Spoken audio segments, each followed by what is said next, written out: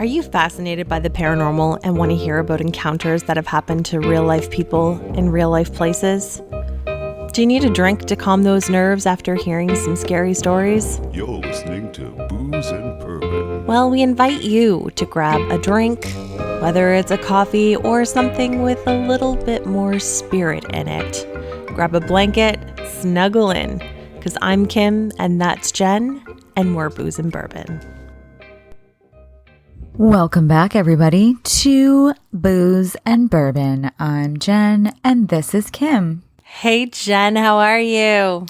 Oh, grand. How are you? Doing well. I'm very much appreciating the warm, summery weather that we're still having right now. Right? It was like I put on a hoodie and then instantly had to take it off when I came outside the other day. I taught boot camp yesterday morning and everyone brought extra clothes thinking it was going to be cold, and it was actually way too warm for extra layers. So that's a plus. Fantastic. Gotta love it. I love how the end of summer tricked us. It was like, oh yeah, no, we're going to be cold. And then it's like, haha, you're the sucker. Still warm. Yeah, but you do know that spooky season is just around the corner, right? Well, I might have busted out some of my pumpkins and decorations. I may have put out a couple already. That is so awesome. I can't wait to see it. Yes. I was a little excited. I found the box and I was like, you know what? I'm just going to throw a couple out for right now, just to start it off, and we'll just build from there. I love it. You're going to make me do the same. You're going to inspire me this weekend, aren't you? Yeah. I mean, it's September. It'll be like September 11th and the 12th on the weekend. So like we're halfway through September. We're technically halfway through September. True. By the way, speaking of spooky season and shows, have you seen some of the new shows that are coming out?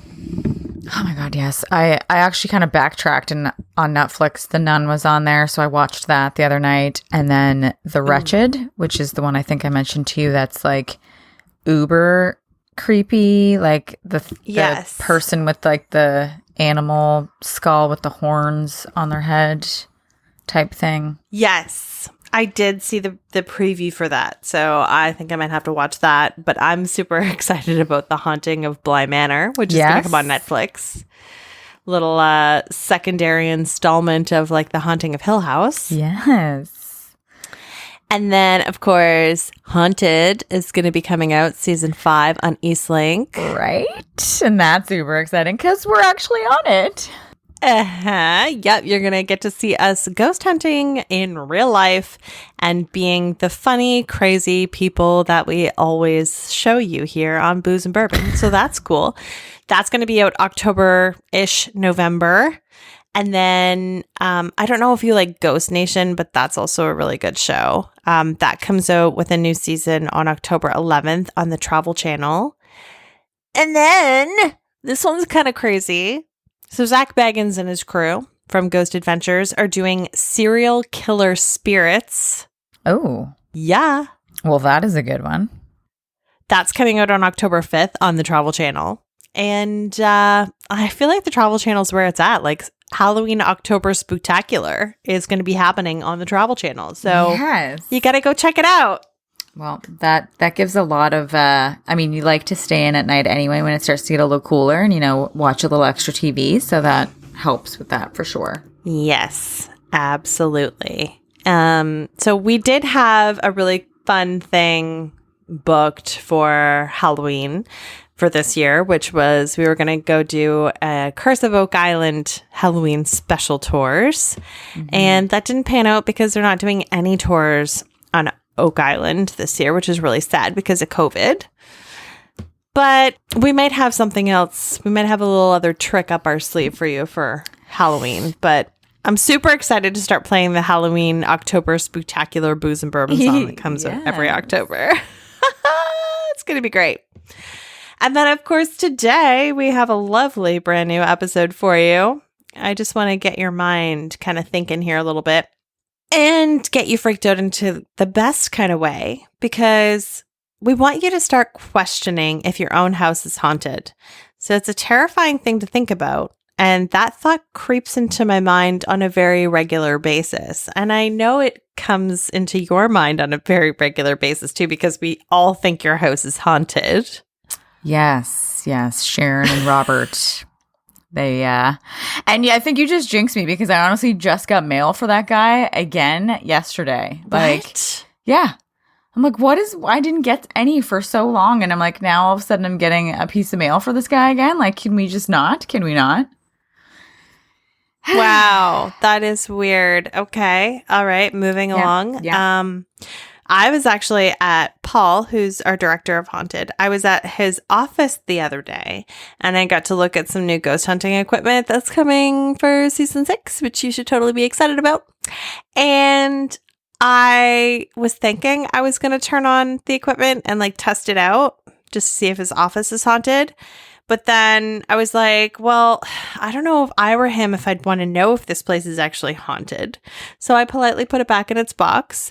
But sometimes when I'm here at home, I get this little urge to turn on like a K2 and maybe like voice recorder and walk around my house with it. But then again, I don't know if I want to know if the house is legit haunted. Well, so you could go outside and walk around. Like, you have all kinds of property, so you never know what's out there. I know, but then it's like, okay, when I come home late at night and there's no lights on around, like I'll know that there's like a ghost hanging out behind the tree looking at me. I don't know if I want to look at, like, no. So today on the show, we're going to uncover some real life hauntings that have happened to people's homes right here in our own province of Nova Scotia. Imagine saying to your friends when they arrive at your front door for your brand new housewarming party, "Welcome to my home. This is my ghost. Thanks for the bottle of booze. My ghost likes the booze." So that takes us to our next installment of the show, which is Bourbon. Dun, dun, dun, dun. So today, Jen, we're going to bring it a little bit old school. We haven't had this one in a while, but we just got a fresh new bottle of it. Mm-hmm. So when you're down, we're going to have a sip. It is Four Roses, single barrel, Kentucky straight bourbon, the single barrel one. So it's 50% alcohol, 100 proof. And we're going to read you a little tag that's on it because it's quite interesting. The master distiller, Brent Elliott, says the story behind the bottle you're holding, I'm not really holding it, is entirely unique to Four Roses. Only Four Roses uses 5 yeast strains with 2 mash bills to create 10 completely different bourbon recipes. For this single barrel product, I always hand select each barrel from the same recipe at the peak of its maturity for its robust and distinctive character. You'll notice rich aromas of fruit and delicate flavors of apricot and pear balance perfectly with notes of oak, light spice, and caramel.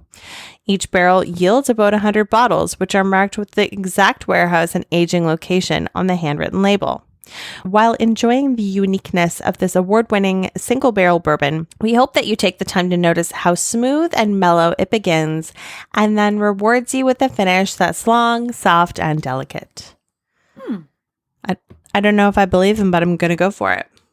Soft and delicate.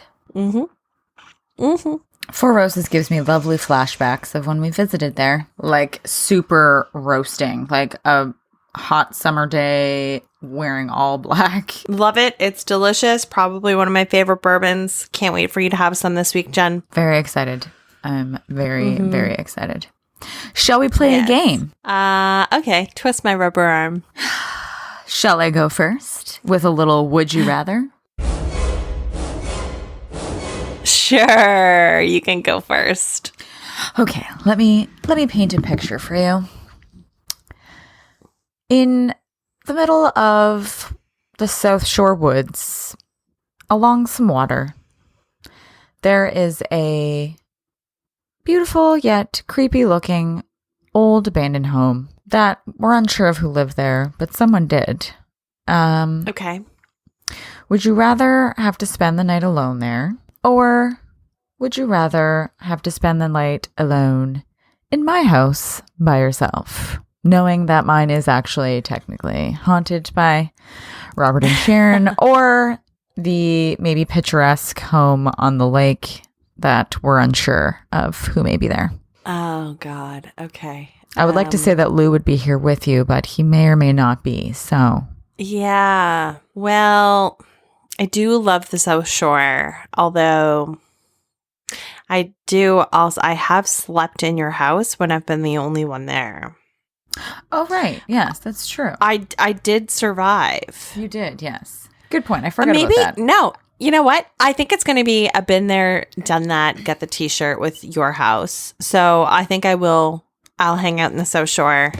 Okay. Hang out by the ocean and wait for my new ghost so I could come and get to know his or her story. Okay. Got it. Makes sense. Okay. All right. Your question. Would you rather buy a house that you knew was haunted and know that the ghosts in the house were from a murder-suicide? Ugh. Okay.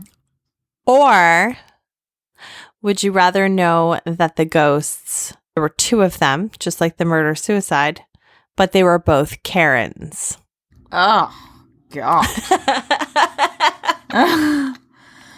And this is really weird because, so remember I said, or I don't know if you remember this, but before I purchased this home, the house I saw before this one, which is actually directly kind of behind this, like on the next street over, my real estate agent had to tell me why it was so cheap, and that was because it was a double murder suicide. And I hummed and hawed because it was a huge place for the price. So I was like, ooh, like this is a really good deal, but like that's some negative energy up in here. Like I don't know if sage is going to help with that. Like I could really be stuck. And then I ended up getting this place, which of course also has Robert and Sharon, who hang out here often, but Karens are fuck. Karens or Karen, like I don't know, like I think those would be much worse. Like at least with the the murder suicide, I mean there's definite negative energy there, but like that's kind of within each other. Like they'd probably be more mad, just the two of them at each other than with me, whereas the Karens just like to get up in your face about any possible thing they can think of. So like right, that could just get on my nerves. So I think I might have to actually go for the double murder suicide. All right. Didn't think I would say that, but yeah, I'm gonna have to do it. Okay. So just after this break, we're going to get into today's main topic, which is all about ghosts in the house in Nova Scotia. Stay tuned. Ghosts in this house. There's some ghosts in this house. There's some ghosts in this house. There's some I'm a paranormal geek. There's some ghosts every day of the week. There's some trick or treating with these witches. Got these vampires weak. There's some ghosts in this house. There's some ghosts in this house. There's some ghosts. Don't be messing with some sketchy ass kitties. There's some ghosts in this house. Welcome back, everybody. I was totally inspired by people that I know and their own local stories of things that have happened to them in their own homes or haunted houses that they knew to avoid when they were growing up. This one is from Amy Wolvitt of the Hamilton Spectator. It wasn't my first ghost story, probably won't be my last, but it was the closest personal account I've heard of what could be a poltergeist. Despite some experience ghost hunting, I have a healthy dose of skepticism when it comes to the paranormal. Hearing she was having problems, I went to Shelburne County residence of Carol Elliott to hear her story. I ended up spending a good portion of the day there and heard what she has gone through in the past 3 years in what she believes is a haunted house. As I entered the kitchen, I felt a heavy weight pressed down from the tip of my head all the way down to my toes. I could even feel a pressure in my nose. When I entered the bedroom, all of the hairs rose up on my arms and the nape of my neck, despite seeing or hearing nothing. It wasn't long after James and Carol Elliott moved into the home that things started to go awry. Items go missing, only to turn up in odd locations. We kept blaming each other, says Elliott. One item even ended up in a box of Christmas decorations that was stored away. As it continued, Elliott shrugged it off. Then one day, she was taking a shower when she began to feel creeped out. I felt like someone was watching me, she says. She then felt a jolt as if someone had pushed her. Again, she shrugged it off, albeit a little more uneasily this time. Like many couples, each morning they would get up and put on a pot of coffee. Elliot would find coffee puddles in the middle of her kitchen floor and would often find broken coffee mugs. Eventually, events became more frightening. One day, Elliot says she was walking from her kitchen to the dining room when her hair was yanked from behind. Despite not being able to see a hand, she says she could feel the knuckles tight against her scalp. Ooh. Yeah. The violent hair pulling continued to happen. Elliot pushes forward a plastic baggie full of dark hair that she says was pulled from her scalp. Marks without accompanying pain have shown up on her arms and legs, she says. Small bite marks made her think the ghost in question was a child. There's something in this house, says Elliot. I don't know what it is. She thinks there are 2 child ghosts, a boy and a girl, as well as a father.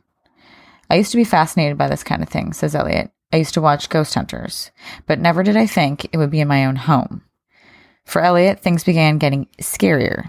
She says she was once in the tub when she was shoved under the water. Oh, that was the last time she would ever take a bath or shower without another person nearby. That's awful. You can't even take a bath in your own house by yourself. I know. I was just going to say, I'm pretty sure I would have been bothered by the hair pulling incident, but now getting almost drowned would probably put me over the edge. That's awful. So 3 weeks ago, she says she was shoved against the wall and it felt like she was being choked. She showed me the marks her ring left on the wall as she fought to get free. As soon as I started getting hurt, we started looking for another place to live, she says. Wow, that's insane. Yeah. No friggin' thank you. That's a bit aggressive. Yeah, I'd say. Wow, that's nuts. Well, I have a couple of stories from people that I know that have encountered haunted houses. And my first one is somebody who lives in a haunted house not far from here, Jen. She lives in Mahone Bay. Ooh. And she lives in an old house, and her and her husband have done a small addition to the house. And they've turned their carriage house into like an Airbnb on the top floor. Maybe about 10 or so years ago, they had a lady come up from the States and stay with them in their carriage house. And she would come into the house for breakfast and to chat and everything with this lady. And she said, "You know your house is haunted, right?" And she just kind of looks at her and she's like, "How do you know?" And she's like, "Well, I'm a psychic." And she's like, "Well, I kind of thought maybe it could be." She said, "I'd be sitting there knitting and my cat would just like stare at the corner, or I would feel the presence of somebody like walk by out of the corner of my eye. I'd sort of see a shadow and that type of thing." So this woman was like, "Yeah, she's on the stairs." She busted out a camera and started taking pictures of the banister. And it's an old banister. The new part of the house is just like the kitchen and stuff. So when she got the pictures developed and the lady had gone back to the United States, she sent her the photos that she took. And clear as day, you see what looks like a skeleton, but it's like white wispy smoke. But you see like a skeletal hand, and the hand is on the banister. Oh. Creepy AF. Oh. Yeah. But it appears to be a nice ghost because nothing's really ever happened. But, just seeing things out of the corner of your eye. Oh, man. Okay. Well, there's a house that is actually not far from me in the lovely place of Dartmouth. Okay. So kind of over towards where my old high school would be. And I was reminded of this from a guy who I actually went to school with. And I do remember after he had posted this on Facebook that I remembered stories about it. But a lot of people were commenting on all of their memories. There's this house that again, it's on Mount Edward Road, which is in Dartmouth. So it's a kind of a long street, but it's a very busy street. And for whatever reason, it's been boarded up for as long as any of us can remember. But that also seems strange because you would think if somebody owned it, they would have sold it by now because it's a very high demand area for anybody to live, really, small families, whatnot. So no one actually knows why it's still boarded up, but a lot of us, when we were kids and everybody was, I shouldn't say kids, but when we were teenagers and you used to like, you know, maybe drink outside and that kind of thing, and you'd be walking around the neighborhood. No one ever liked walking by that house, especially not if you were by yourself, because the couple windows that didn't have wood on them, you would always see like some sort of figure passing the window, but it was like somebody like, you know, if you had looked out and somebody looked up and saw you look out, they would like kind of like they didn't want you to see them. Yep. Yeah. So then like a couple times, like obviously people had tried to like break into it and had gone in, and they just said like the air would just hit you with this, like you'd obviously get a smell in there because it's like abandoned, but like just a very strange smell, and then like very thick air and just a super creepy feeling. But whenever somebody would see somebody in there, they also knew, like, because obviously people had gone in too, and in the same instance that like there was nobody actually in there. So what exactly it is that you're seeing go by the window. Mm-hmm. And the occasional time, like you would be walking by, a couple people were walking by, there was just two of them, and they heard like banging inside, and then would like go to like a window and yell and be like, who's in there? And then it would go completely silent, and then you would hear anything. So it was just very confusing, because like, again, and it's weird too, because a lot of teenagers at that point, like we liked to go in abandoned places, but that was one that no one would go into, like not even the strongest willed people that were like, you know, screw it, we're just going to go in and hang out in there for the night. Like no one wanted to go in there. And there's just like such a creepy stigma behind the house. And it's just strange to me that it's still there, still not sold, nothing's done to it, it's still boarded up. Like they've done absolutely nothing with it. So we were trying to figure out and find out more history to see like who owned it, why has no one done anything with it, like did something happen in there? Because there was another story that somebody said that when they had gone in there initially, there was like blood stains in the house. So then they were like, well, maybe there was like a murder in here, and then people just didn't want to live here, but nothing has like come up yet. So I don't know what that would be. But anyway, there's something in there. That's definitely strange. Definitely strange. Because you would think like at some point, if it was abandoned for that long, the city would end up just like plowing it down, or, you know, like plowing it down and then selling it. Yeah, it's hard to believe that somebody would be paying taxes on an abandoned building like that year after year after year. So that's really weird. Maybe all the contractors that are hired to go do the work get too freaked out and they're like, fuck this. And that's true too. But it's been like, I mean, I don't want to age myself here, but like, it's a couple decades, you know, of that house just sitting there. So it's a long time. And boom, you just aged yourself. It's quite a while that it's been there. So anyway, maybe some night, Kim, if you want to come in town, we can like go on a little adventure, and you could just, you know, pop in there with me. We could take the K2 with us and see what we get. I feel like that's a hard nope, but let me think about it. That you didn't, I don't think you really gave it enough thought, but I mean, okay. No, yeah, just give me some more time. Let me think about this. Okay. I think it's still a hard nope, but just in case.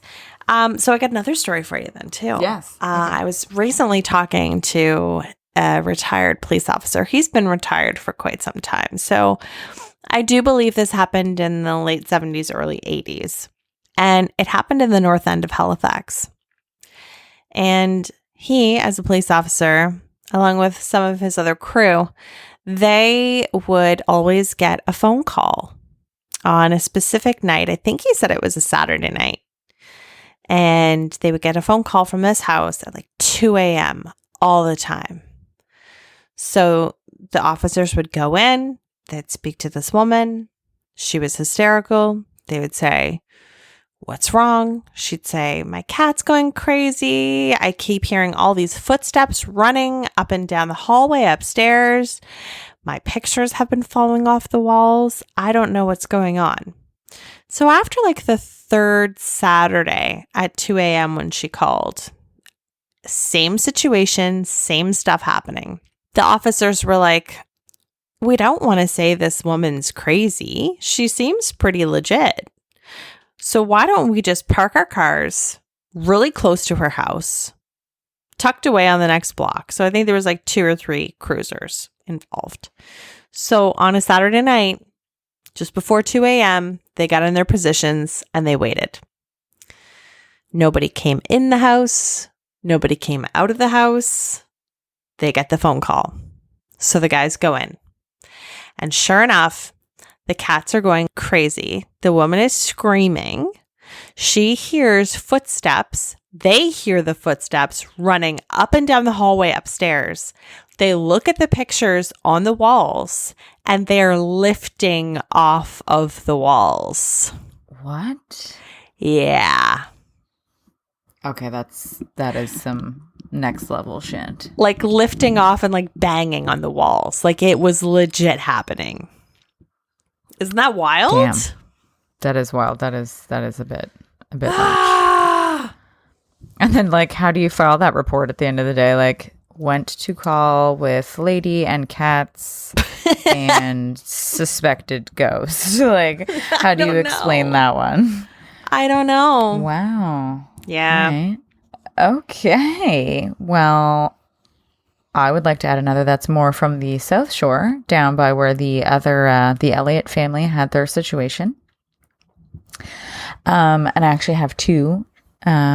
Well, I'll just shorten them a little for detail, but one I had experienced myself because, again, probably in the same year or 2, like I know I was in grade 11, maybe going into grade 12. I had friends down there because my cottage was in Shelburne, and their parents' home was like what we would call in town. So like, it's not a very big place, obviously. So in town was like, there was one main road. This house was right on the main road, and it was a very large, old, like Victorian style home. Right. And the guy that lived there with his parents, he hated being there by himself. Like, and he was kind of like one of those tough guys that like would normally not be scared of much, but like did not like being there. So he would tell us stuff that would happen to him all the time about like just sounds, and like he'd be maybe watching TV and then it would go fuzzy, or like have the radio on and that would go fuzzy, and or like windows and doors shutting when there was like no reason for them to do so. So he had a house party one night. I remember us all like daring each other to go in the attic because that's where he would normally hear things. And of course, like no one was falling for that. So we did, 2 of us were like upstairs, just kind of like hanging out up there, creeping around to see if we could hear or see anything. And I remember like we were a little buzzed up, but there was just me and one other girl, and we were up in the top hallway where the bedrooms were, and there was no windows open, so there was no draft, there was no reason for anything to like blow, move, whatever. But like one of the bedroom doors like slammed shut hard, and we screamed, of course, and then ran in to like check to see if anybody was in there, which there wasn't. And oh my God, there was no window in the room. So it was like in the center of the house. So there was a bedroom on either side of it, and there was, for whatever reason, no window in that room. It was more of like an office maybe. And yeah, so we were like, okay, that doesn't make any sense. And then when we went back downstairs, there was a bunch of people down there continuing on partying, and everyone was kind of like dancing and carrying on, like listening to music, and like all of the stereos in the house that we had on all started going fuzzy. Like it was just like the white noise, like station just completely cut out for no apparent reason. And it was off long enough that we got somebody to turn their vehicle on and like see if the same radio station was doing that in the car, and it wasn't. It was playing the same song that they had just been listening to. So they're like, why is it just in the house that that's happening? Like that doesn't make any sense. So yeah, so that was one. So needless to say, we didn't really like go there much to have. I don't blame you. That is not a cool place to party. No, there was just, it was a very old house, and a lot of the houses there are extremely old. So like, who knows? Yeah. But the other one, which kind of relates to the question I'd asked you for Would You Rather, was a house my mom and dad actually kind of told me about. It's out kind of like on this lake that's in Shelburne there. There's not a lot of homes around the lake, so you have to go back a very far distance on this dirt road to get to it. Just this like cute little old white home. And we, no one telling us, but we went in it when we were on like a little family drive one night, and there's like place settings at the dinner table with like rotted food, like sitting on the plates. Like they literally sat down to eat dinner. And yes, you've mentioned this before. Yes. Yeah. And then just ran out. Like there's no reason why, like no one just like, they just disappeared. Like no one's ever come back. The house was just there. All their stuff is in there. Like it's so creepy and weird. Like, so you guys just sat down to eat dinner and then like something happened and you all got up and ran out and just left everything. Like, yeah. So I was just talking about a story like this that I just found out too.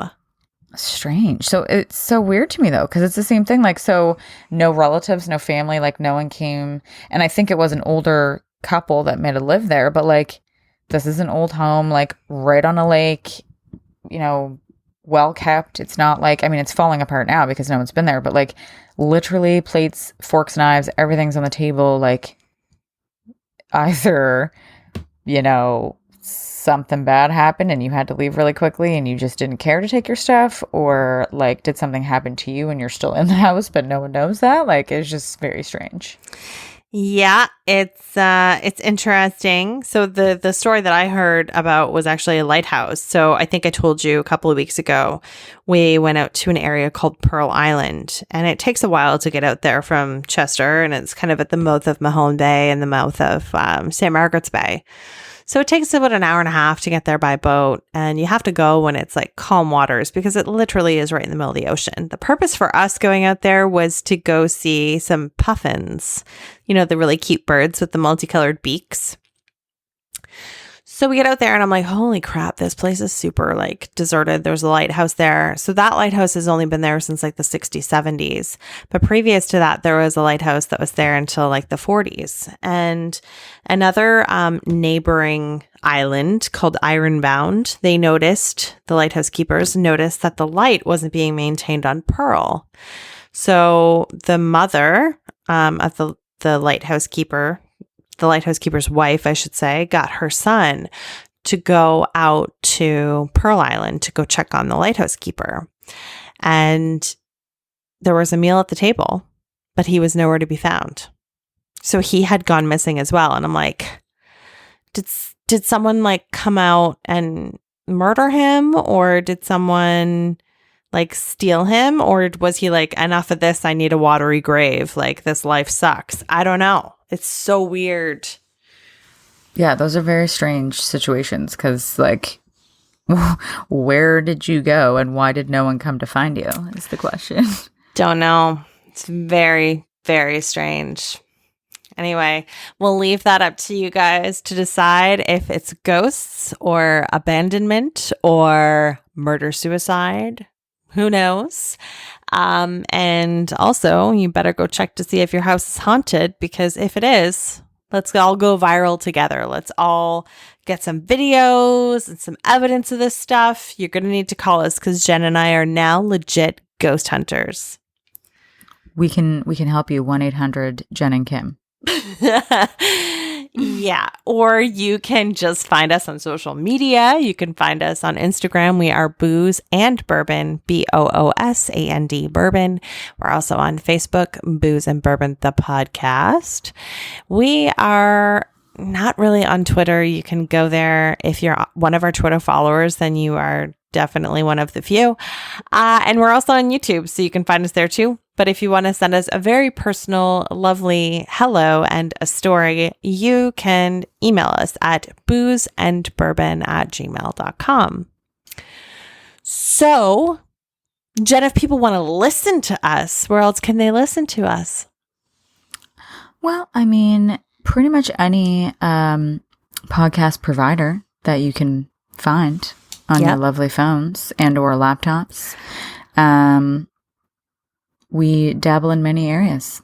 Yes, we do. And we're also part of the ABV network. So if you want to find any other shows on the ABV network, which are mostly bourbon related, and we'll have an all new episode for you next Friday.